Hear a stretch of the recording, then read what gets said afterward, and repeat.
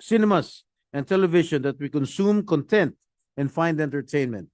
Now we watch movies, series, and other content at the palm of our hands using our mobile phones with online streaming apps. It is only proper that the government embraces this digital transformation and proceeds with its function of looking after the welfare of minors and children who may be exposed to age inappropriate content available in these new platforms. I congratulate our distinguished colleague and fellow member of the movie industry, Senator Robin Hood Padilla, for spearheading and shepherding this passage of this measure in the Senate.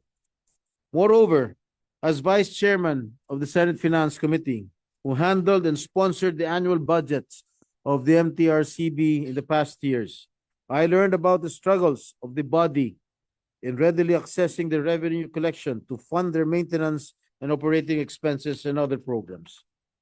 Under this bill, there will be a retained income fund comprised of 30% of all fees and charges imposed, which shall be maintained and administered at all times by the board without need for remittance to the National Treasury. Thank you, Mr. President. Noted and entered into the records. Thank you. Majority Leader. Yes, Mr. President, our minority leader is seeking the floor for a manifestation.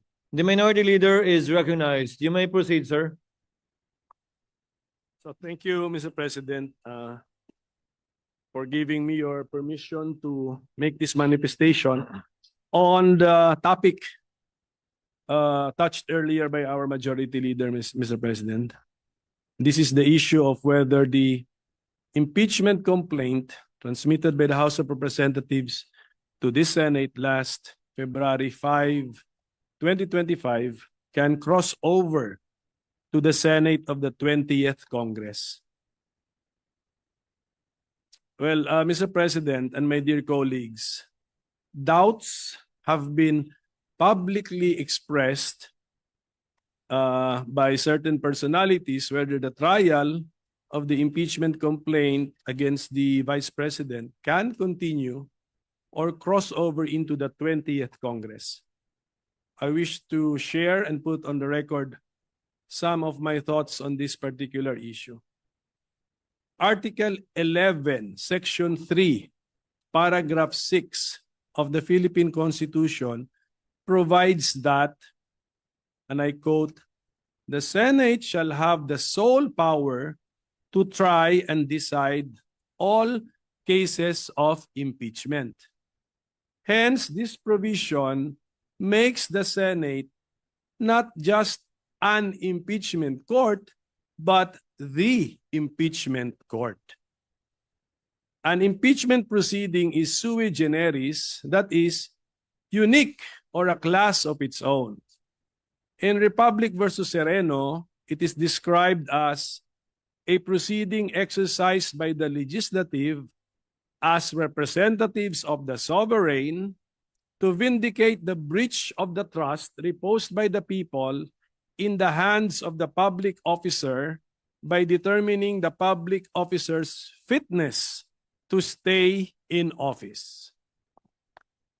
While the form, procedure, and substantive arguments in impeachments remind us of a court trial, it also has the characteristics of a political process.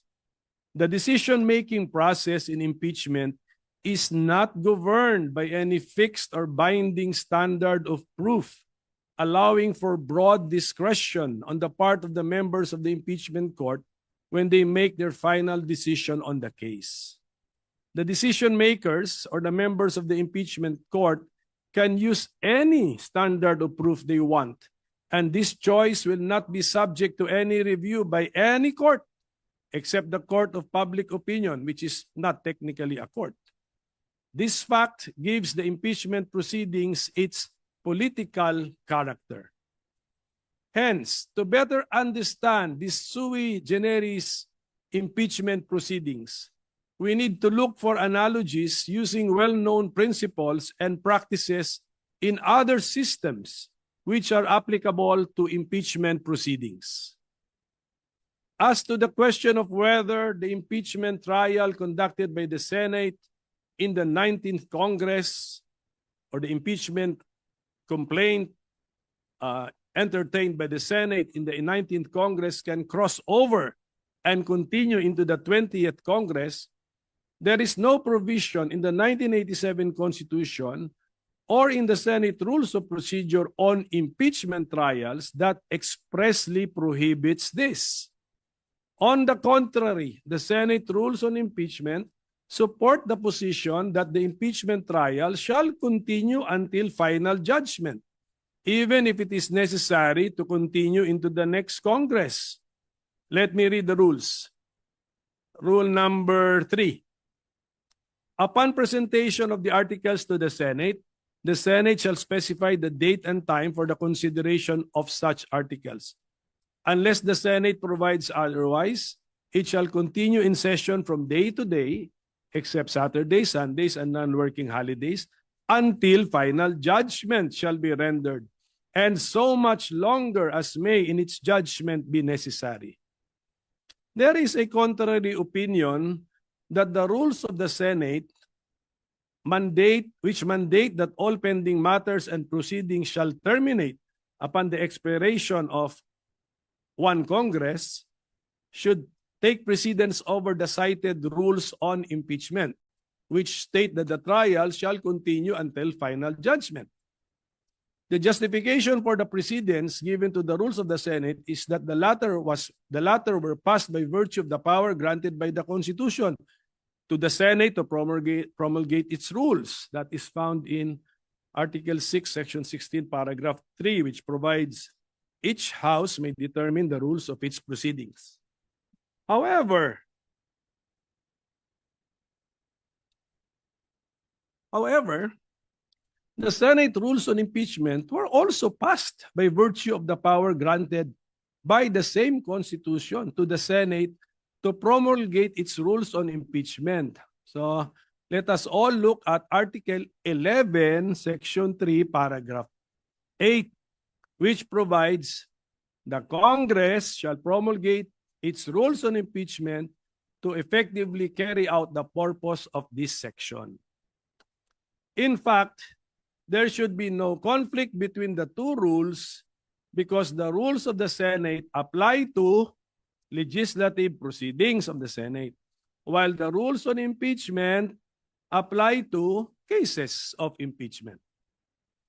On this issue, the Supreme Court in the case of Pimentel Jr. versus Joint Committee of Congress ruled that the legislative functions of the 12th Congress may have come to a close upon the final adjournment of its regular sessions on June 11, 2004. But this does not affect its non-legislative functions. Conducting impeachment trials is most definitely not a legislative function. In fact, the section in the Constitution which speaks of impeachment is found in Article 11 under the title Accountability of Public Officers, and not under Article 6, which is titled the Legislative Department. The conduct of impeachment trials, therefore, should not be affected by the final adjournment of the legislative session. Furthermore, we can use the analogy of the court system. Under the 1987 Constitution, the Senate is the impeachment court. The Senate in impeachment cases is more like a judicial body than a legislative one. Just like a court, the workload, caseload, or docket of the Senate as the impeachment court will not and should not be affected by a change in membership. We can see this principle in action in all our courts and electoral tribunals, where their case dockets do not change and are not reduced or reset to zero whenever there are changes in the court's membership. Likewise, it is well settled that jurisdiction once acquired is not lost but continues until the case is terminated.